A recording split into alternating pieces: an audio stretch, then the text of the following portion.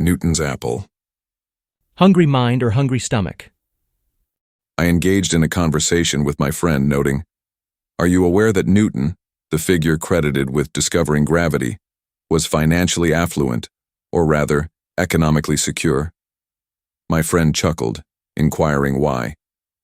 To which I explained, "Consider this. When the apple descended before him, he chose to contemplate the scientific underpinnings of its descent.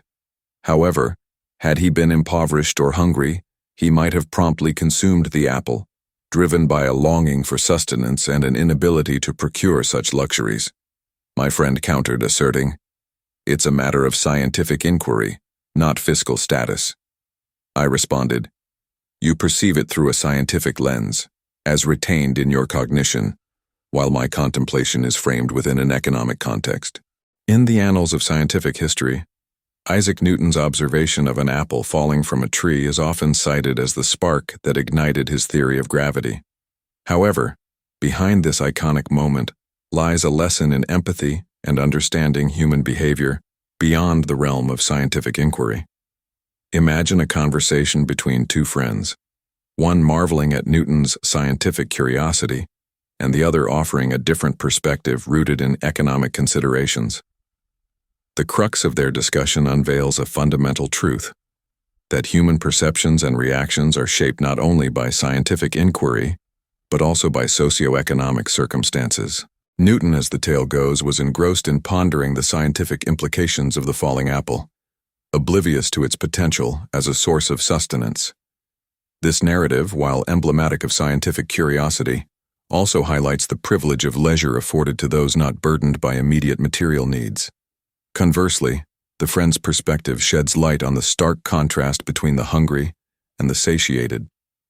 In a world where access to food is not guaranteed, the instinct to seize upon a fallen apple for nourishment outweighs contemplation of its scientific significance. This divergence in perception underscores the importance of empathy and the dangers of simplistic judgments. It's easy to view others through the lens of our own experiences and privileges, but true understanding requires the ability to empathize with different circumstances and perspectives. The lesson of Newton's apple, therefore, extends beyond the realms of science and economics. It serves as a reminder that our interpretations of events are often colored by our individual realities.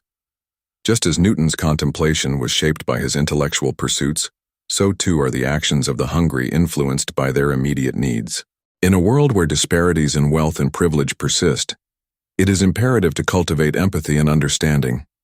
Instead of rushing to judgment based on our own vantage point, we should strive to put ourselves in the shoes of others, imagining hypothetical scenarios that challenge our preconceptions. The tale of Newton's apple reminds us that human behavior is complex and multifaceted. By embracing empathy and resisting the temptation to impose our own perspectives onto others, we can foster a more compassionate and inclusive society.